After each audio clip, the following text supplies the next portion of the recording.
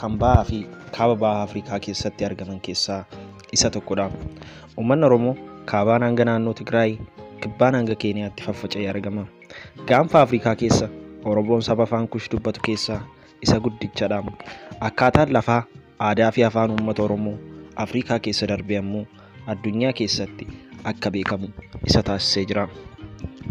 Qorannoon jiru akka ibsutti Oromoon waggaa 1000 ol Afrikaa bahaa keessa akka jiraatetu amanama. Jaarraa 16ffaa booddees uummanni Oromoo gara kaabaatti yookiin kaaba Oromiyaa ammaatti babal'achuu eegalan. Kitaabota jaarraa 16ffaa keessatti barreeffaman keessatti qabeenyi Oromoon yeroo sanitti qabu cimaa akka ture ni ibsama. Itti aansuun uummanni Oromoo akka gara kaaba dhihaatti, gara Arsii, Shawaa, Wallaggaa fi Goojjam akkasumas gara kaaba bahaan gara Harargee fi Wallootti akka faffaca'an ni ibsama. Qorataan seenaa Maarkas jedhamu waa'ee seenaa uummata Oromoo akka barreessetti kaabi dhihaa Booranaa bakka Oromoon duraan qubate akka ta'e ibsee ture. Oromoon bara sana bulchiinsa Itoophiyaa bara sanii keessatti bakka olaanaa qabaachuu jalqabee ture. Keessattuu Impeerarii Yohaas tokkoffaan bara 1730 hanga bara 1755tti Oromoota hidda haadha isaa ta'an ofitti dhiyeessuu jalqabee ture. Akkasumas waltajjii Gondar keessatti afaan Oromoo akka dubbatamu taasisee akka ture seenaan ni dubbata. Bara zamana Masaafinti keessatti dhaloota Oromoo kan ta'an Yeejjuun bara dheeraadhaaf waraanaan impaayeroota Itoophiyaa dursaa turaniiru. Akkasumas Beegamidir jalatti qoodamuu jalqabanis turan. Yeejjuunis Raasarii tokkoffaa jalatti kan bulaa turte yoo ta'u, haa ta'u malee bara dheeraan duuba Teewodiroos tokkoffaan Raasarii tokkoffaa injifatus ammallee impeereroonni Itoophiyaa waan dadhabaniidhaaf waraanni Yeejjuu Itoophiyaa keessaa tokkoffaa ture.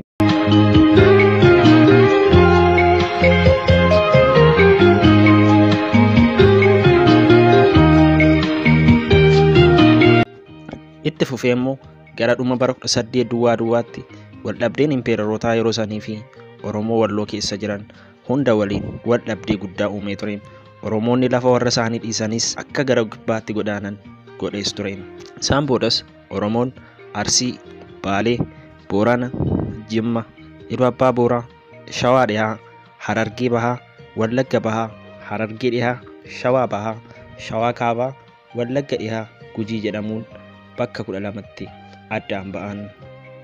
Oromoo 12 addaan ba'an keessas Oromoon Iluu gara lixaatti qubachuun sirna Gadaa jalatti bulaa tureera. Yeroo waggoota hedduu boodas Iluun Abbaa Boor bara 2008tti bakka lamatti Iluu Abbaa Boorii fi Buunnoo Beddellee jedhamuun godina lamatti qoodamuu dandeesse. Daawwattoota Oromiyaa Global Media guyyaa har'aa kanattis godinoota lamaan kana keessaa godina Buunnoo Beddellee keessatti gootota bebbeekamoo lama seenaa isaanii isin daawwachiifna. Hanga xumuraatti nu waliin tura.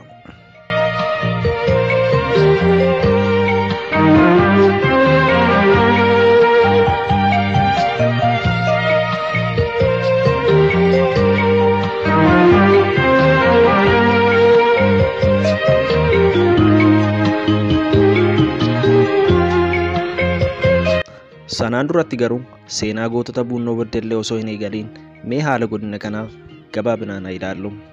Godinni Buunnoo Beddellee godinaalee naannoo Oromiyaa keessaa ishii tokkodha. Godinichi Oromiyaa gama lixaatti kan argamu yoo ta'u, aanaalee baadiyyaa 9 fi aanaalee magaalaa tokko walii galatti aanaalee 10 godina Iluu Abbaa Boor irraa qoodamuun adoolessa bara 2008 kan hundooftedha.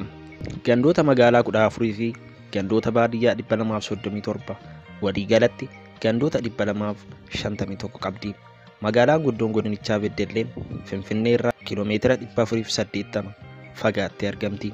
Buunnoo Beddellee karaa bahaatiin godina Jimmaatiin, karaa lixaatiin godina Iluu Abbaa Booraatiin, karaa kibbaatiin naannoo uummata kibbaatiin, karaa kaabaatiin ammoo godinaalee lixa Wallaggaa fi bahaa Wallaggaatiin daangeffamtee argamti.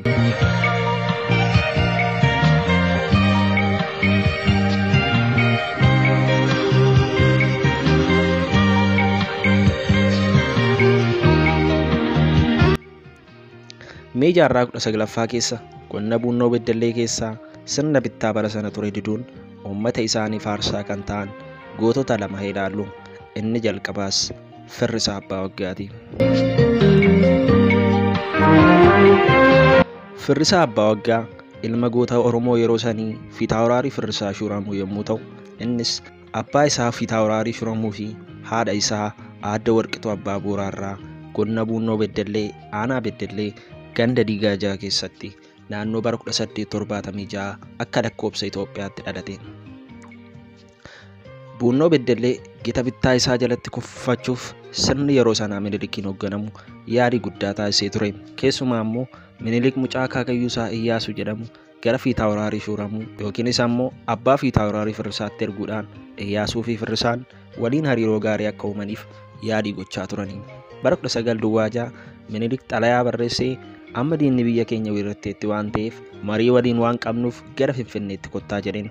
Bara 1906tti waamicha gootota Oromoo kanaaf godhameen Buunnoo irraa Fiitaawuraarii Shuuramuun, Fiitaawuraarii Firrisaa Shuuramuu fi Qanyaazmaach Wayyeessaan Finfinneetti waamaman. Garuu dubbiin Minilik yeroo sanatti dhugaa hin turre. Jarris achumatti hidhamanii hafan. Turtii muraasa boodas Fiitaawuraarii Shuuramuun mana hidhaa keessatti dhukkuba golfaatiin qabamanii achumatti waan boqotaniif Finfinneedhuma keessatti awwaalaman.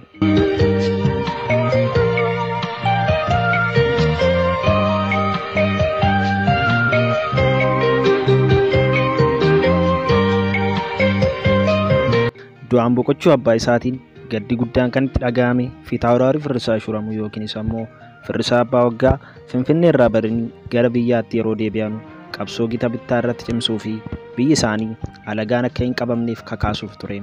Kanaanis yeroo sanatti hedduu milkaa'anii turanii.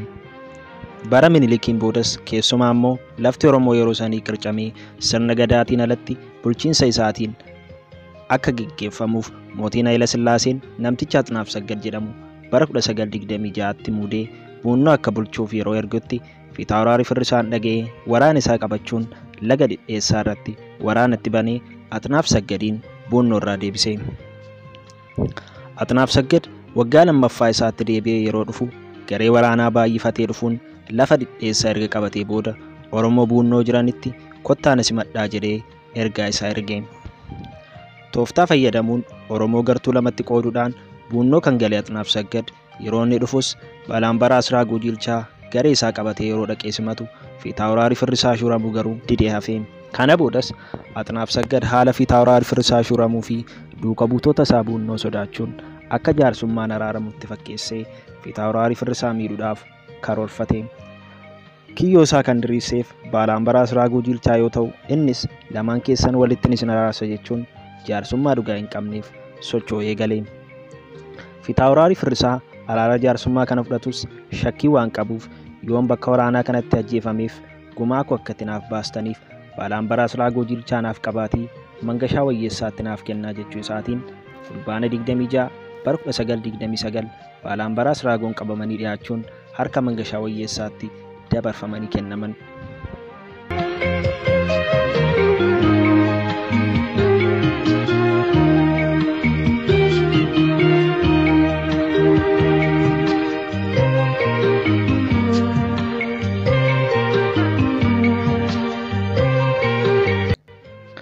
Fulbaana 29 bara 1929tti Firrisaa fi Qanyaazmaach Wayyeessaa waraana isaanii nyaataa fi dhugaatii barbaachisu hunda qabachuun bakka araaraa yeroo ammaa kana naannoo Bataskaana Madaaniyalam Beddellee yeroo gahan Atnaafsaggad teessoo simannaa bakka sadiitti qooduun shira xaxuudhaan garagalee loltuu Fiitaawuraarii Firrisaa bira deemuudhaan amma araara raawwannutti meeshaa keessan bakka biroo kaawwadhaa booda fudhattu jechuudhaan harkaaf ussee. Nyaataa fi dhugaatii dhiyaateen boodas Atnaafsaggad gara Qanyaazmaach Wayyeessaa deemuun Fiitaawuraarii Firrisaa waliin walii galuu waan hin dandeenyeef nan ajjeesaatii gadi ba'i yoo jedhuun Qanyaazmaach Wayyeessaa garuu lakki ani isa du'aaf kennee ofiis jiraachuu hin danda'u jedhee aariidhaan deebiseef.